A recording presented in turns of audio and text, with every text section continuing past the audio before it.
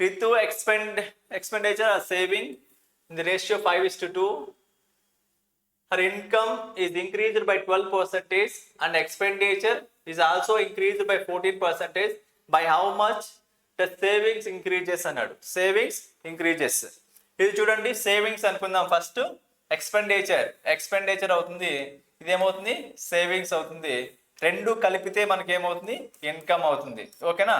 చూడండి ఇప్పుడు ఎలా అవుతుంది ఎక్స్పెండిచర్ అండ్ ఎలా ఇచ్చిండు రేషియో, ఏమైనా ఇచ్చినాడా? ఇచ్చాడు.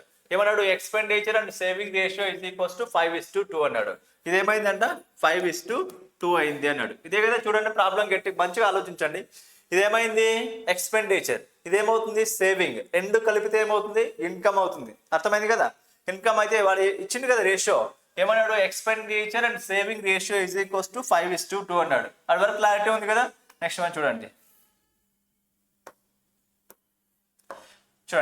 నెక్స్ట్ ఇప్పుడు చూడండి ఏమంటున్నాడు, income is increased by 12%. Income is increased by 12% అన్నాడు. ఇన్కమ్ ఈజ్ ఇంక్రీజ్డ్ బై 12% అంటే మనం ఎక్కడ రాసుకోవాలి? ఇక్కడ ఇన్కమ్ ఉంది, ఇక్కడ ఇన్కమ్ రాసుకున్నాం కాబట్టి ఇక్కడ రాసుకోవాలి. ఏమని రాసుకోవాలి? 12% అని రాసుకోవాలి. నెక్స్ట్ మనం ఏమన్నాడు? ఖర్చు కూడా పెరిగింది అన్నాడు. ఎక్స్పెండిచర్ ఈజ్ ఇంక్రీజ్డ్ బై 14% అన్నాడు. Expenditure is also increased by 14% అన్నాడు. ఇక్కడ వాల్యూ కనుక్కోవాలి. ఏం కనుక్కోవాలి? సేవింగ్ పర్సంటేజ్ కనుక్కోవాలి. ఓకేనా? సేవింగ్ పర్సంటేజ్, సేవింగ్ ఎంత పెరిగిందో కనుక్కోవాలి. అదే ఇక్కడ ఇచ్చిన ప్రాబ్లం. ఓకేనా? ఇంతకుముందు ఏం చేస్తాం ఇక్కడ కనుక్కున్నాం, ఇప్పుడు ఏం చేస్తాం రివర్స్ పైకి చేస్తున్నాం, అంతే ప్రాబ్లం. ఓకేనా? చూడండి ఇప్పుడు ఏమవుతుంది 14 - 2 ఇస్ ఈక్వల్స్ టు ఎంత? 2. సరిపోయింది కదా?